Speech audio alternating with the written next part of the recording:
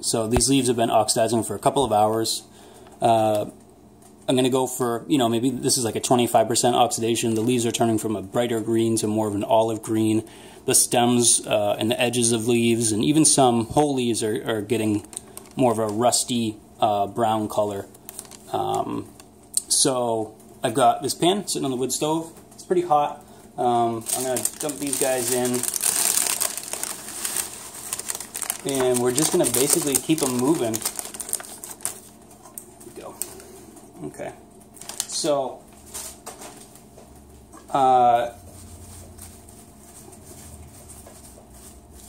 I would say, because I just put the pan on, it's more of a moderate heat, but these guys are gonna wilt even more pretty quickly. And I think honestly the idea is just to keep them moving.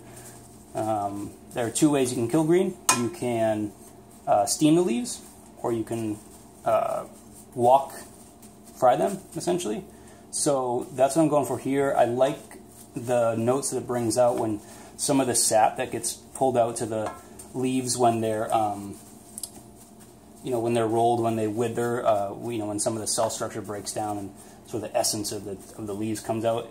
When it hits the hot pan, it can kind of caramelize a little bit, I think. So it brings out kind of these nice nutty flavors, if you will. Yeah, so these guys, you can kind of see there. Overall, the batch is getting smaller. And I'll just keep tossing them until I feel like they've been worked nicely.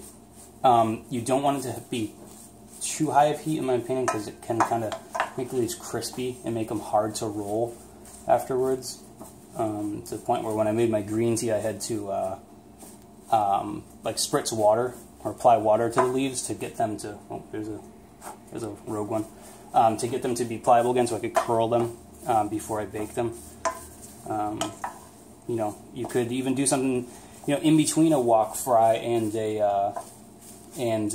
steam, right? Where you could like get them going in this and then just splash a little bit of water in there.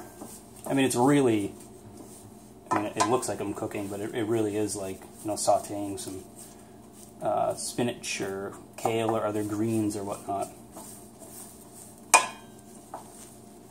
So I'm hoping for this one, if I can put a really nice roast on it. I had a nice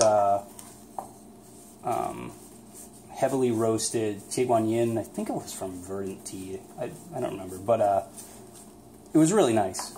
It wasn't necessarily like a super oxidized, but it was definitely not like a very light jade style oolong, like you see a lot nowadays with Tieguanyin styles. Maybe it might have been like this, like 25%, and then the roast was a little bit heavier and made it like these really nice honey notes and whatnot. So I'm kind of trying to go for something like that, something that's very very fall. All right, so I'm going to, like I said, just keep tossing these. You can do it by hand too, and you can feel there's a lot of heat in here. By doing this, it's hot. It's hot to the touch. Just make sure you don't touch the bottom of the pan. And you can feel when all the leaves have had that heat applied to them. You can feel how hot some leaves are getting down near the bottom, and you can see how much you actually have to turn these guys. And you can do things like this. Just lift it right off the stove. Let the pan cool down. I picked a thick bottom pan for this because thinner ones can really transfer the heat quick. Kind of like I was talking about with the when I use that cookie sheet, right? It can kind of scorch. So with a thicker bottom one, it kind of just regulates the heat better. Really, we're essentially just cooking.